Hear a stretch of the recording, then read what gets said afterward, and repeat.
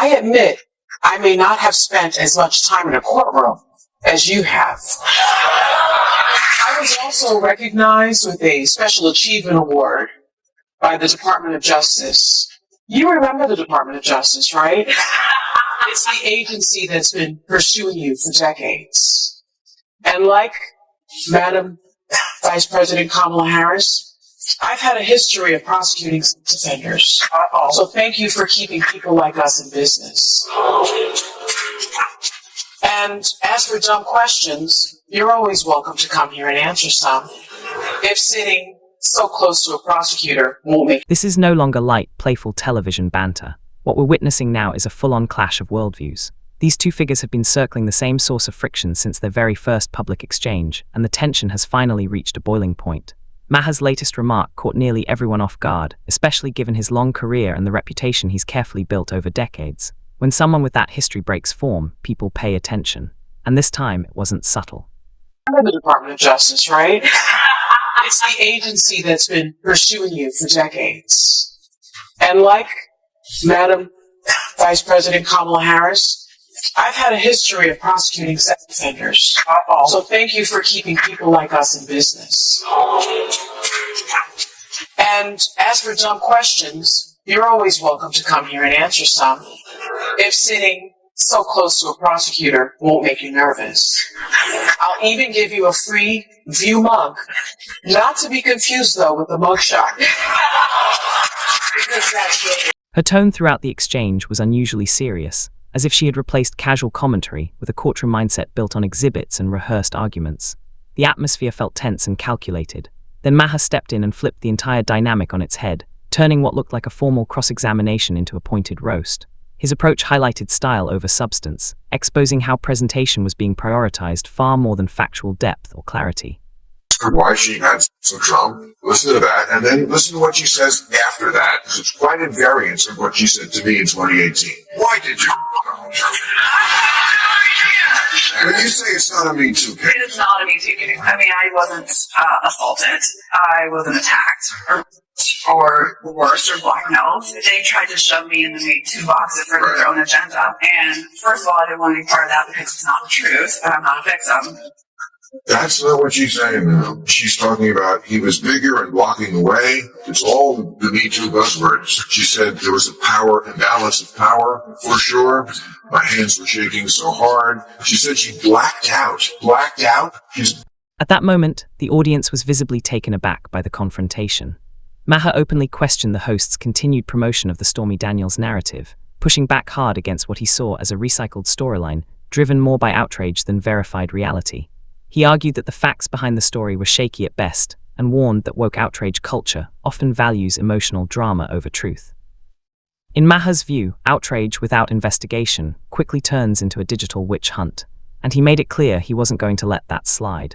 Trial in New York, the one he got convicted for, was the greatest fundraising bonanza ever. He was lagging behind Biden, and now he's pulled quite a bit ahead. That trial was the greatest reason people had to send their checks for 5, 10, 25, whatever dollars to Donald Trump. So I was always with you on the one in New York, the hush money trial. I don't think they should have brought that one. It was just always going to look like a case, and people were always just...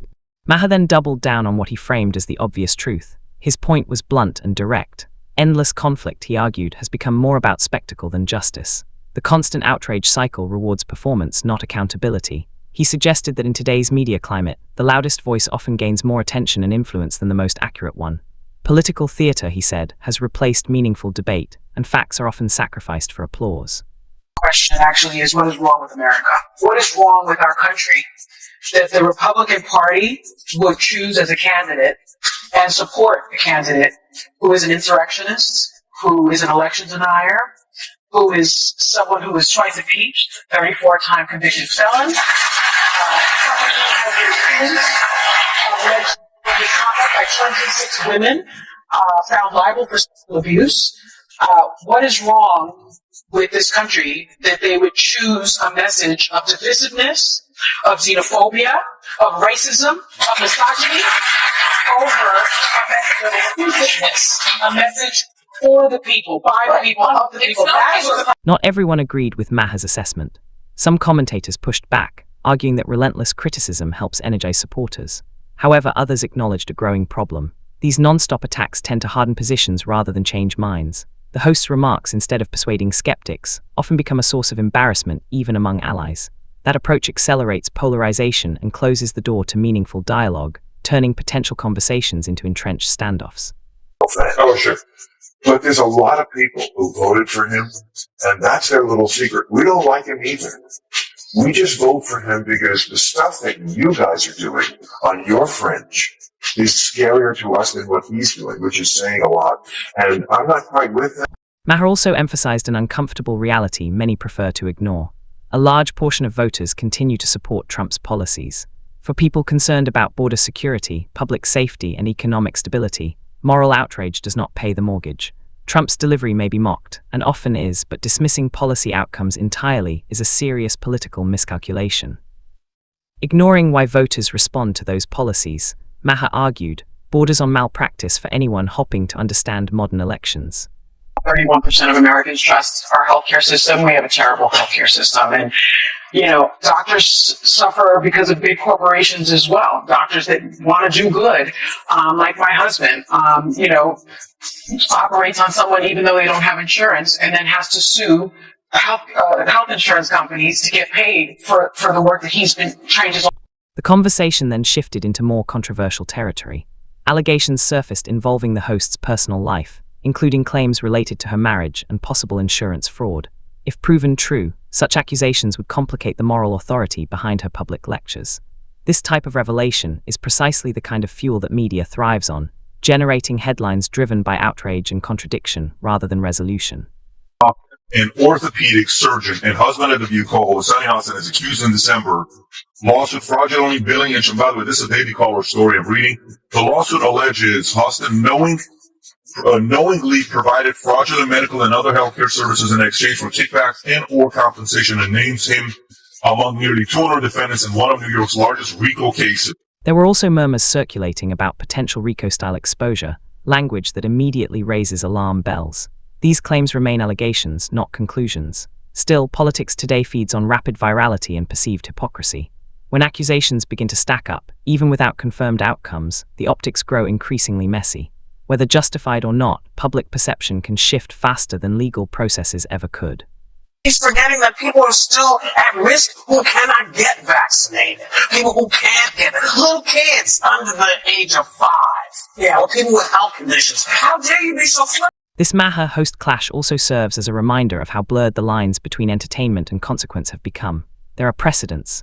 When Maher and Whoopi Goldberg publicly disagreed over post-pandemic norms, the fallout was swift and severe.